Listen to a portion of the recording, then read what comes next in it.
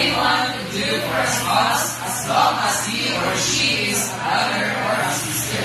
The matter of attraction is not involved in being a brother or a sister in the Lord. But if two persons marry each other, they must consider all the factors that constitute a marriage. One of these basic factors is attraction.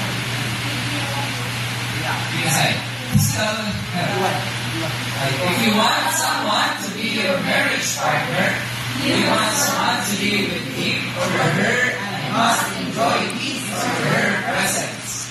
If you do not like this company, or if it is not an enjoyment to you, you should not marry him, because you are short of one basic factor of marriage. The delight and enjoyment of one's company must not be something that is temporary. It must be a permanent